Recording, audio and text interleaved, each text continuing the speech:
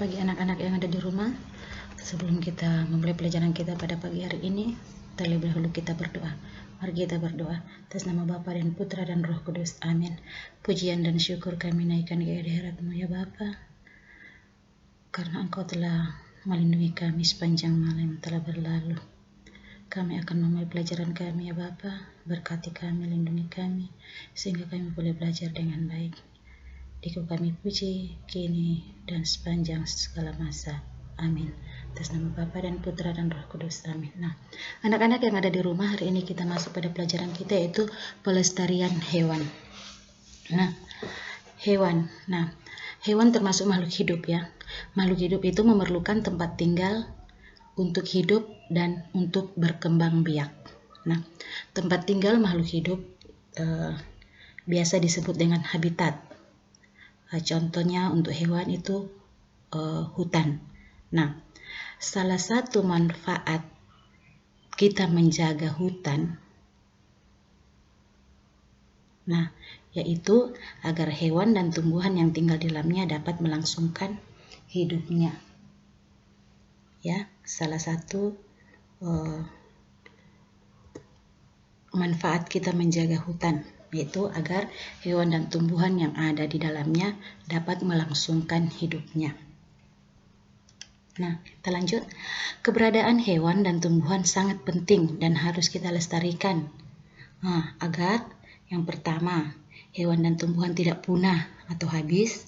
Yang kedua, dapat dimanfaatkan oleh manusia sebagai bahan makanan. Yang ketiga, menjaga keseimbangan ekosistem antara produsen dan konsumen. Nah, itu. Kemudian, 4, dapat dimanfaatkan sebagai sumber belajar untuk mengembangkan ilmu pengetahuan. Nah, adapun upaya yang dapat kita lakukan untuk melestarikan hewan antara lain. Yang pertama, memahami pentingnya pelestarian hewan. Yang kedua, membuat tempat penangkaran untuk hewan langka. Yang ketiga, tidak melakukan perburuan liar dan jual beli hewan langka. Nah, itu upaya yang dapat kita lakukan agar hewan dapat dilestarikan. Kemudian kita lanjut. Yang pertama, kita masuk pada pembahasannya. Yang pertama, memahami pentingnya pelestarian hewan. Nah, memahami pentingnya pelestarian hewan. Nah, agar kita dapat melestarikan hewan, nah kita harus memahami beberapa cara. Yang pertama, cara merawat hewan.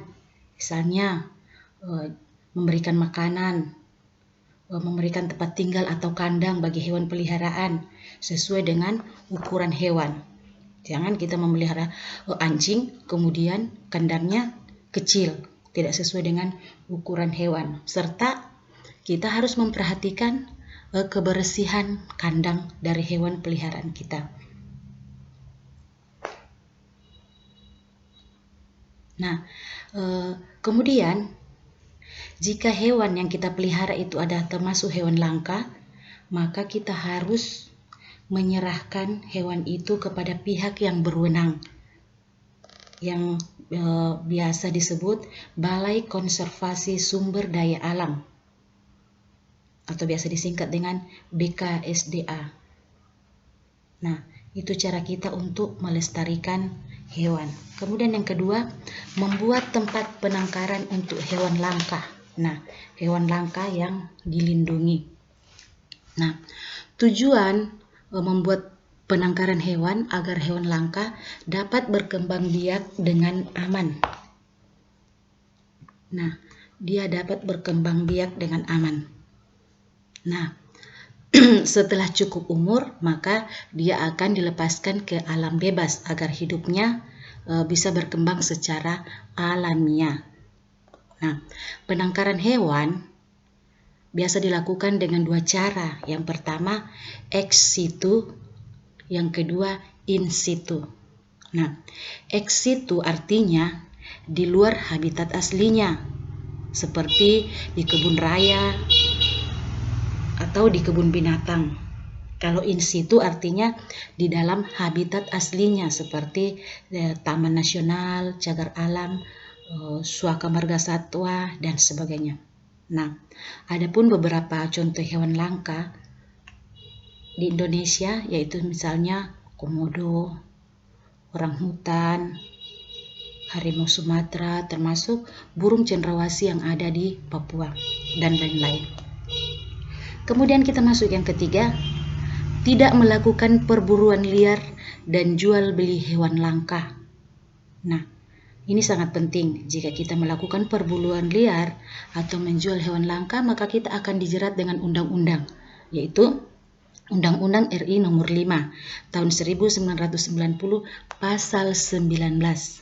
Nah, setiap orang dilarang melakukan kegiatan yang dapat mengakibatkan perubahan terhadap keutuhan kawasan suaka alam. Nah, dilarang, kita dilarang, maka kita akan dijerat dengan undang-undang jika kita melakukan perburuan liar dan menjual hewan langka. Ya, contohnya tadi itu komodo, burung cendrawasih, dan lain-lain. Nah, untuk penjelasan hari ini cukup dari Ibu Guru. Anak-anak di rumah boleh mengerjakan soal-soal latihan halaman 50. Ada di situ halaman 52, ada nomor 1 sampai nomor 4. Ya, ada nomor 1 sampai nomor 4.